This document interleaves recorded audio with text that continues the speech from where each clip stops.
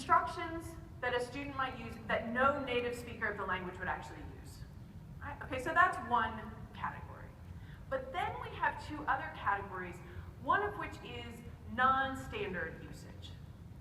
So this would be usage that is not part of the standard language, but usage that is logical within that variety of the language, rule governed within that variety of the language.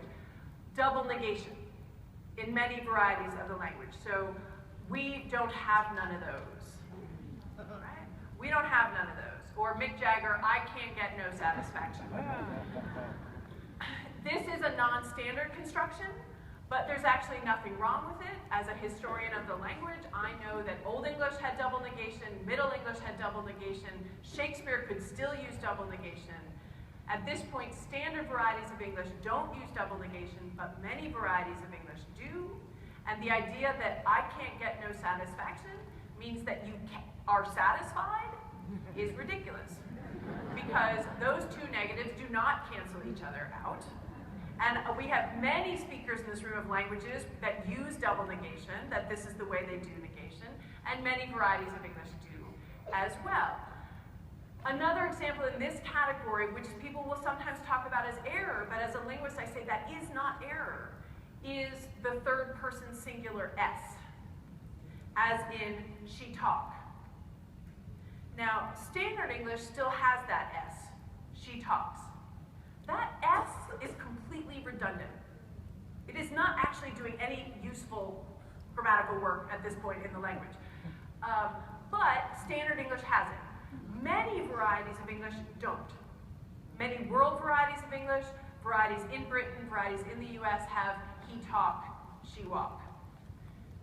They're probably in the vanguard. In the long run, they may win, because the history of English is the loss of inflectional endings. But my point is that we can sometimes talk about those as errors, but actually what we are talking about is the difference between standard and non-standard, and different rule-governed systems. So you have that category, and then you have the third category, which is deviations from formal, edited, standard English.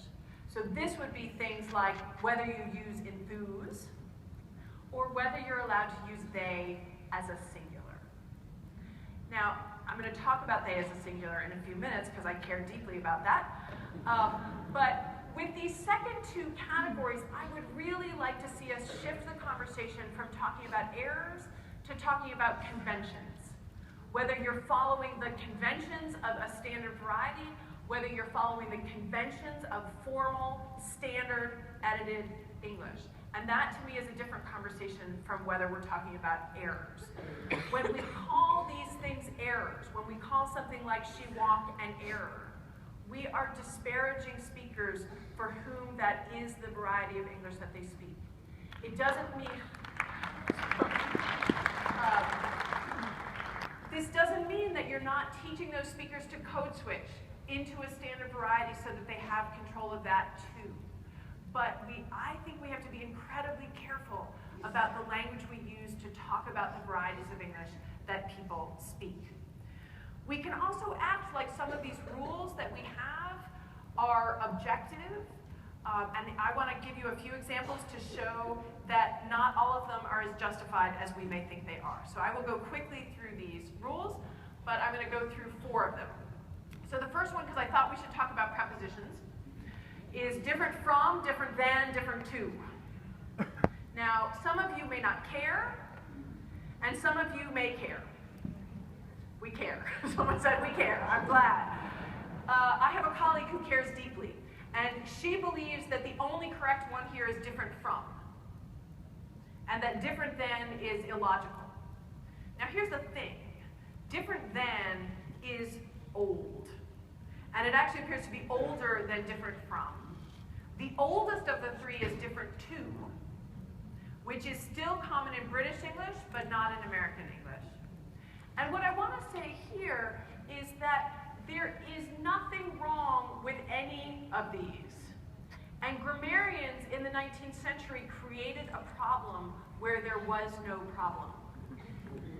All 3 of these were in standard use by the 18th and 19th century, And then some grammarians said, oh, but different than isn't logical because it's not a comparison. It is kind of a comparison. And prepositions are not logical. And you all know that because you try to explain them. And at some point you just have to say, it just is that way. A preposition change that's happening, and some of you will know this and some of you may not, in the US, there's a preposition changing. Many of us in this room probably say by accident, but that is becoming on accident. And now you will hear it. And those young speakers who are saying on accident are going to win. And it's going to become on accident, and that is perfectly logical. After all, we say on purpose, so why not say on accident? My brother-in-law, however, has decided to start saying by purpose.